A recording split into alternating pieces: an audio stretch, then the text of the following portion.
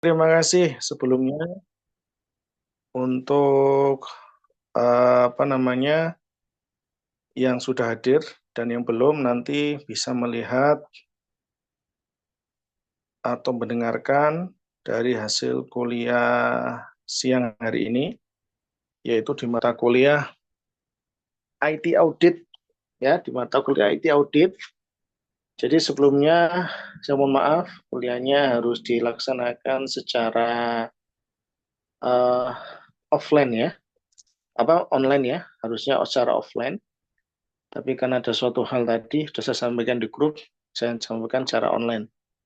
Jadi di sini tidak lama untuk mata kuliah ini, saya akan menjelaskan terkait dengan audit IT dengan pendekatan COVID ya.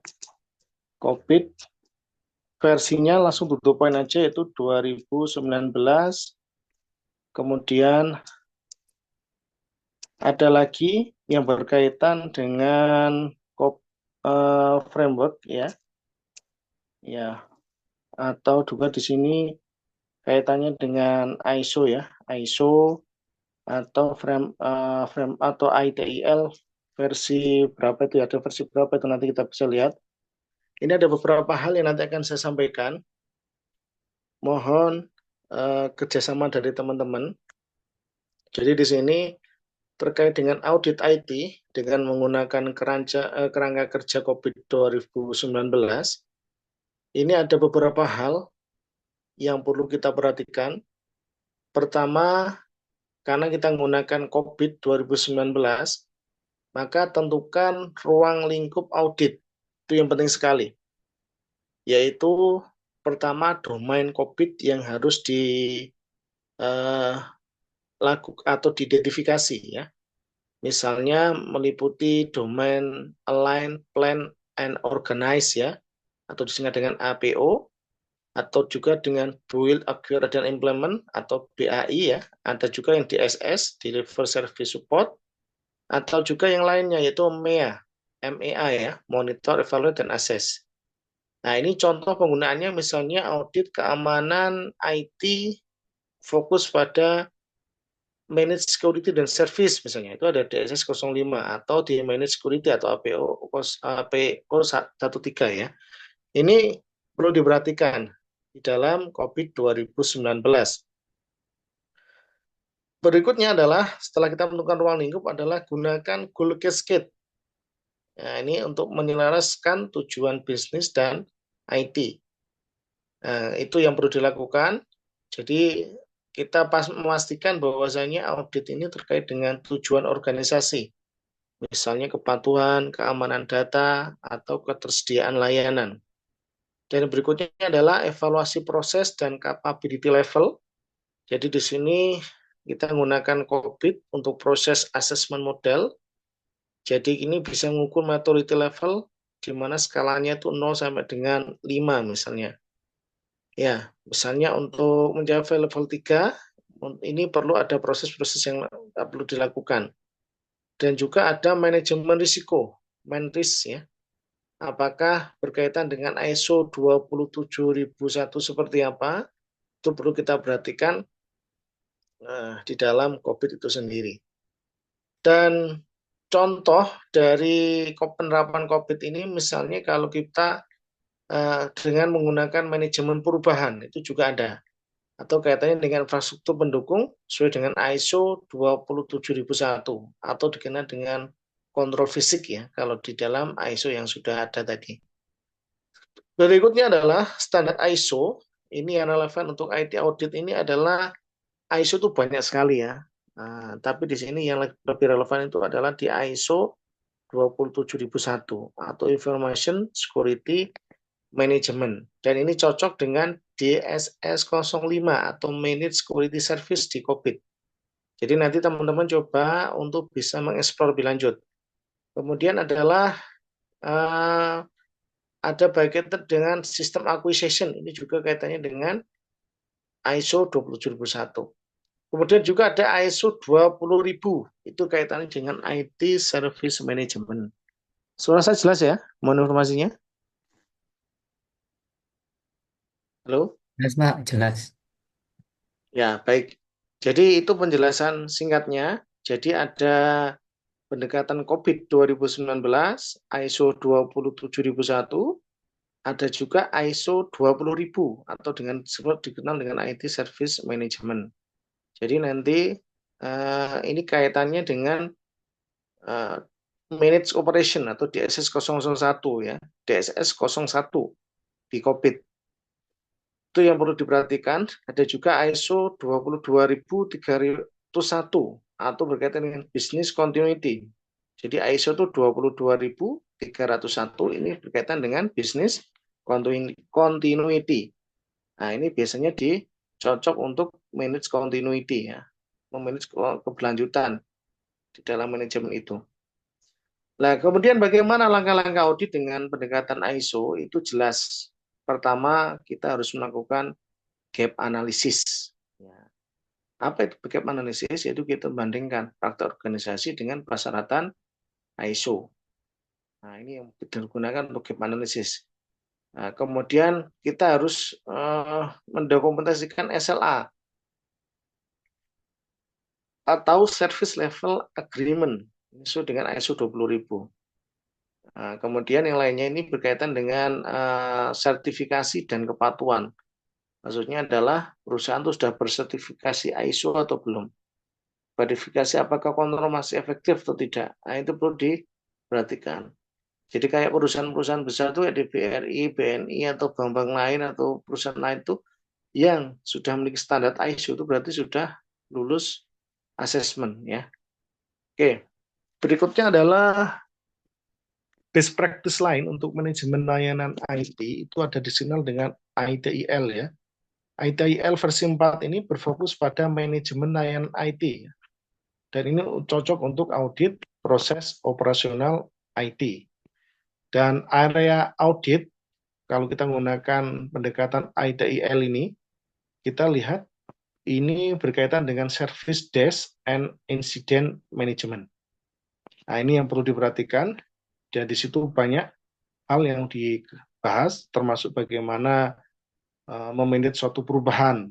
Nah, ini perlu diperhatikan. Nah, bagaimana integrasi antara COVID, ISO, dan ITIL dalam audit IT. Nah, ini ada beberapa hal.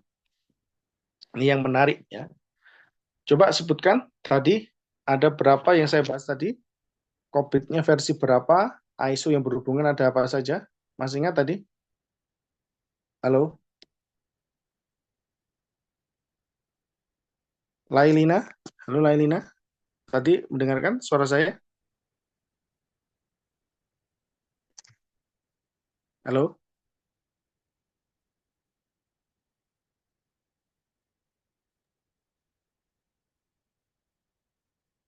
Kedengaran, Pak. Ya bisa diulang? Apa saja tadi?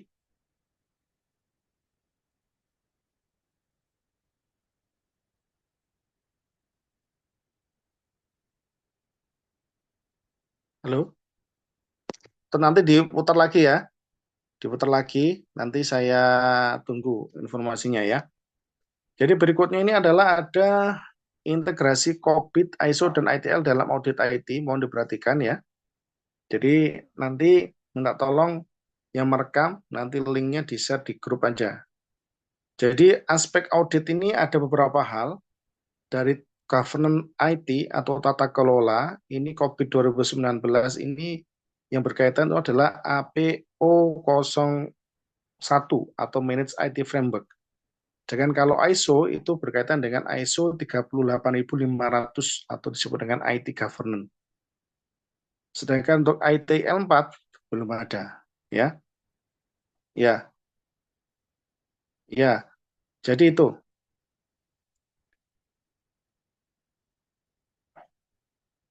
Oke, berikutnya adalah manajemen risiko. Aspek audit manajemen risiko. Ya, jadi memanage risk atau di COVID 2019 terkait dengan APO 12, manage risk. Dan juga ISO 27001. Ini yang berkaitan. Kemudian, aspek audit lain itu adalah manajemen layanan.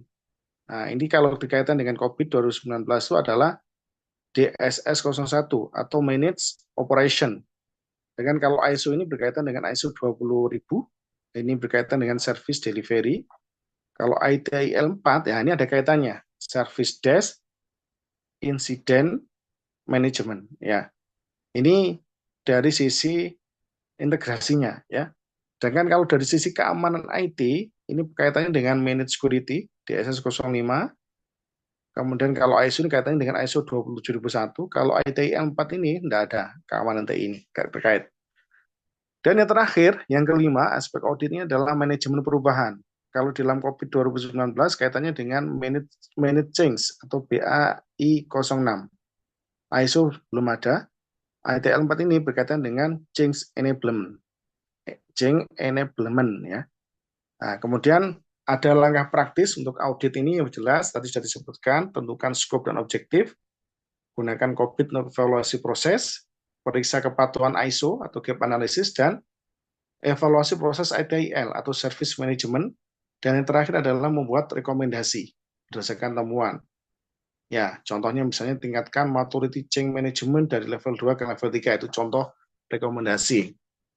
Nah, ini contoh-contoh temuan rekomendasi audit ini banyak ya. Misalnya temuannya manajemen insiden tidak terstruktur. Ini berdasarkan ITIL versi 4 misalnya. Rekomendasi gunakan tool ticketing dan definisikan proses sesuai di SS02 misalnya. Nah, itu yang perlu diperhatikan di dalam integrasi COVID 2019, ISO, dan ITIL. Nah, kesimpulannya,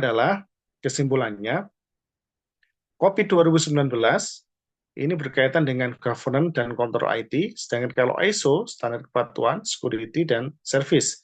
Dengan ITIL, best practice-nya operasional TI.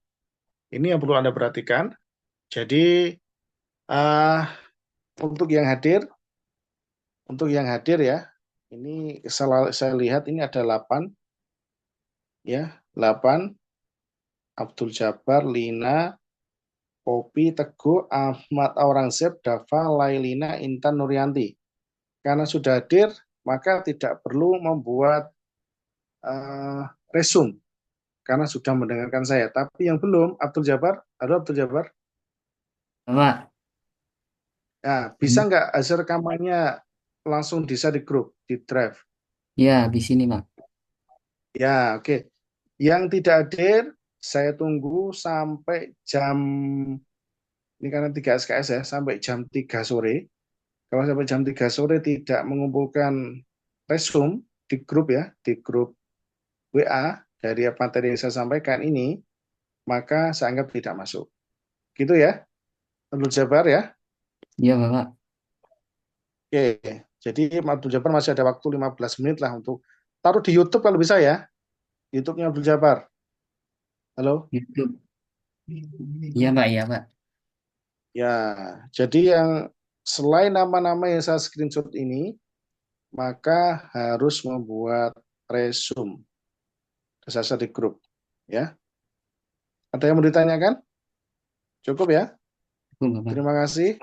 Semoga walaupun cuma sebentar, ini bisa memberi wawasan, dan mohon Abdul Jabbar langsung di-record, di-save. Setelah itu teman-teman yang di luar itu, nah saya share, maka wajib membuat resume dari materi saya. Silakan upload di YouTube aja Abdul Jabbar ya, share linknya, tuliskan maksimal hari ini jam 3 sore, 15.00 ya. Jadi Ya, itu. Oke, kalau nggak itu maka dianggap tidak masuk kelas. Kecuali yang 8 yang sudah hadir, tidak perlu. Baik, ada yang mau ditanyakan? Silakan. Tidak ada? Tidak ada ya. Terima kasih banyak atas perhatiannya. Saya akhiri. Assalamualaikum warahmatullahi wabarakatuh. Waalaikumsalam warahmatullahi Waalaikumsalam warahmatullahi wabarakatuh. wabarakatuh.